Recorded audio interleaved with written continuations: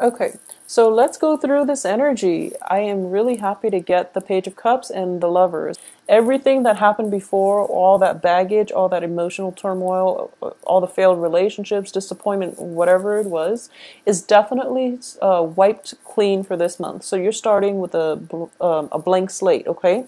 And try to make the most of it. The energy can go either way, and it is all about choices. It's all about how you want to manipulate this new energy, this new steady stream of power that's coming through for you.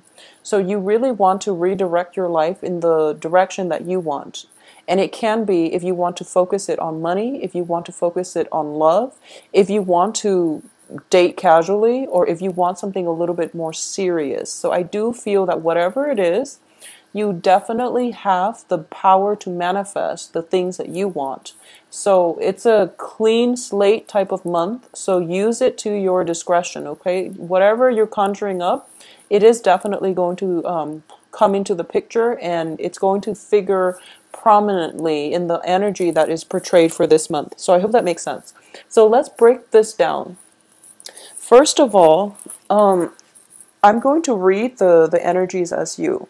I do feel at the same time that the first thing coming through is the Judgment card. Underneath that is the Queen of Wands in the reverse position. So now the Queen of Wands, I traditionally read that as a family member, especially like a female mother figure or somebody that is of whatever your biological age is. There is a significant female figure in your life, usually as a mother figure or of like a mother bearing age of that, in that, I guess, age bracket. There might be some diagnosis regarding health issues. And I do feel that it's not just, feminine health issues. It's definitely just health issues in general. There might be some news regarding her health status, and it's got you a little bit rattled, okay? I do feel that this is somebody that is quite significant to you, and she might need some financial help in order to deal with this situation. She's not going to ask you directly, and I do feel upon hearing this news, you're kind of like scrambling around for resources in order to help her. But she doesn't really want to detract, or she doesn't want to be a big burden on you, because this is a really good, kind, loving woman. She's fiercely independent. She's going to try to handle the situation on her own. So upon hearing this news, you might contact her and not get a response. And I do sense it's because she's still trying to figure out what's going on, how she's feeling. She's trying to process everything that happened, because it came a little bit of as a shock. So as a result of it, I do feel that, if you're trying to communicate with her and she seems like she just doesn't seem receptive, or she seems absent, it's because, give her the time to process things, okay? Because I do sense there is definitely some diagnosis or some news, like a health scare or something like that happening within the home front or within your family unit regarding a strong female figure, okay? So that's the first thing. I see you scrambling for resources, because the way this looks is like this is all the jewels, all the things of value that we stored away for safekeeping, and now we're trying to bring it into, we're trying to liquidate. So I do feel that, upon hearing this, you're scrambling and you're trying really, really hard to come up with the money in order to help, this family member. And the family member understands your intentions, and whoever it is that's dealing with this health issue, but they don't really want your help because they don't want to be a burden on you, okay? If you have it to spare, definitely step in and help, because I do feel that she is a little bit fearful, and she needs your emotional support and your whatever it is that you can lend her. But I do feel more than anything, she needs your emotional support. So don't go scrambling around for financial resources. just being there, making sure that she's okay, that is definitely the first step that you should take, okay? Because I do feel, it's sort of like financial considerations crowding out emotional support. And in this situation, the emotional support definitely needs to come first. And then financially, you have the whole month to figure things out. And it's also Mercury in retrograde until the 8th.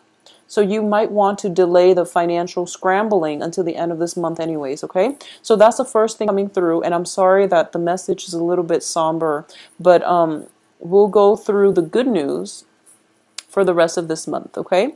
So that's going to apply for a few of you. And I do feel not for everybody because, but it's coming in quite strongly. So this is something that you really want to keep in mind. For those of you who are dealing with a fire sign, especially a female fire sign, Leo, Sagittarius, Aries, okay? And I'm sensing that it can be male or female. I'm sensing that it can be male or female that might be going through like some kind of a health scare, some kind of, there might, just, it can be as simple as like a flu and thinking that you've got meningitis or something. Or it could be something a little bit more debilitating, something that requires a little bit more follow-up and, invasive procedures and things like that. So let's not dwell on that because medical issues is going to, there's just a broad spectrum of possibilities across, for medical issues.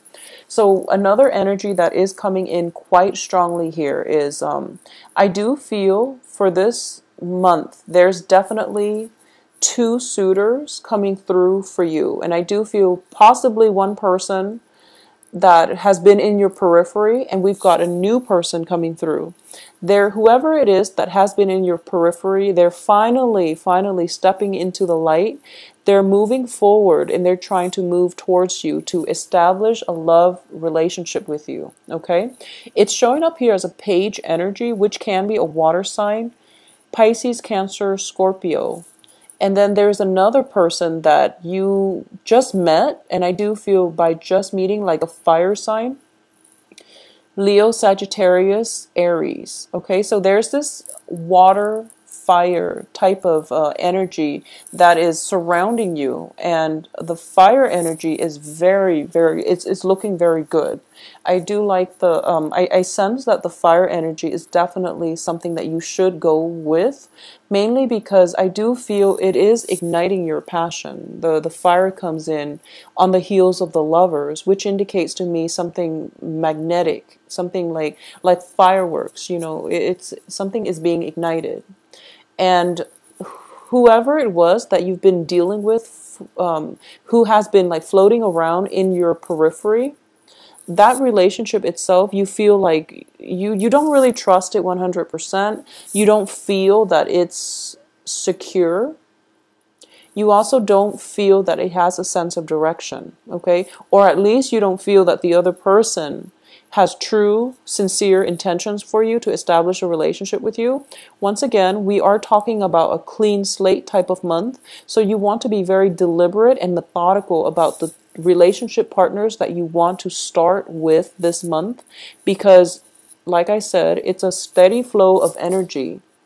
Don't waste it on people that don't have that you don't see in, that you can't imagine being in your future few months down the line, okay? So be a little bit more methodical about who it is that you want to pursue. I do feel the fire sign looks a lot more stable. And in the past, there might have been communication blockages with this fire sign. This could be somebody that's in your midst, like around September, August.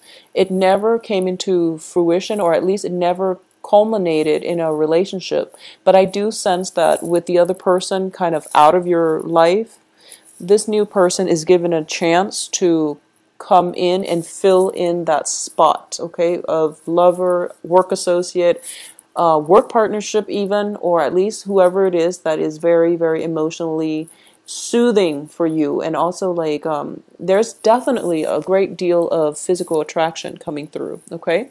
So for the first 2 weeks of the month, I do sense there's definitely a decision that you're going to have to make.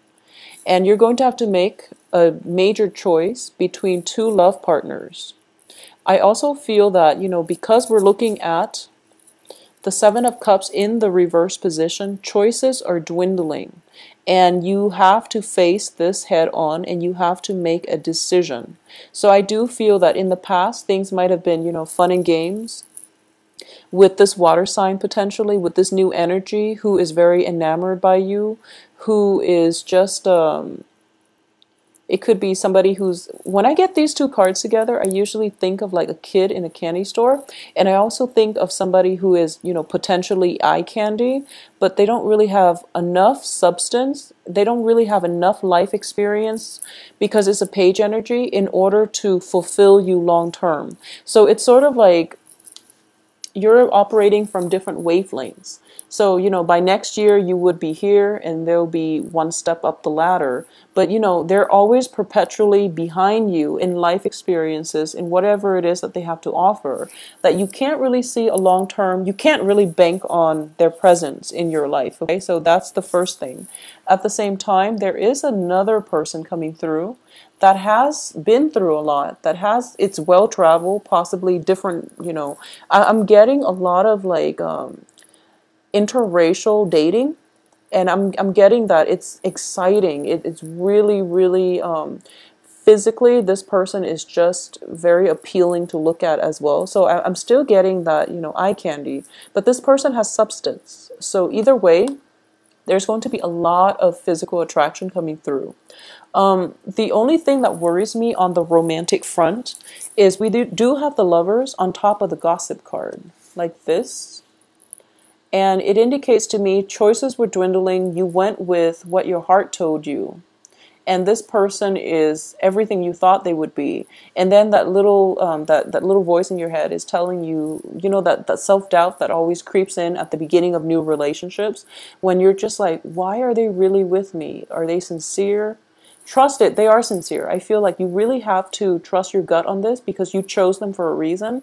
But that self-doubt, that nagging self-doubt, like if you text them and they don't call you back immediately, or if you text them and it takes them like, 2-3 days for them to respond, I do feel as a fire sign, they actually have a lot on their plate, and that's why they're not responding in a timely manner. So don't cycle through worst case scenarios. Don't believe the gossips that you hear, and especially don't freak out when, someone doesn't respond to you immediately and you're thinking to yourself, worst case scenario, oh, they're probably dating somebody else. I feel that they're not.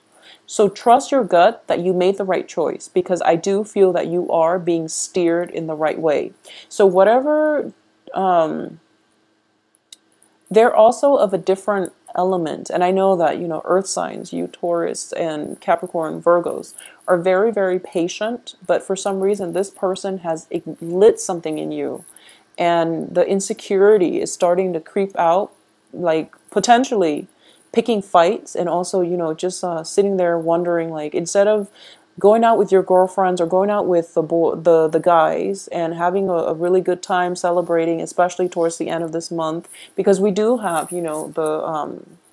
we do have Halloween. You're kind of putting your plans on hold. I feel like life is stalling because you carved out that time to spend with that person, and you've been contacting them and they're not responding. And I feel that they will respond. They will come and meet you halfway, okay? Because when you look at the Lovers, it is two people in great harmony, in sync with one another. So they're both reaching out their hands, and I do feel they are being divinely protected and divinely brought together by a greater power outside of themselves. So if you've carved out that time thinking that, okay, the other person has to spend Halloween with me, we just started dating, it's our first, outing together, for example. So you're sitting by the phone, waiting for them to contact you. And I do feel they are going to follow through.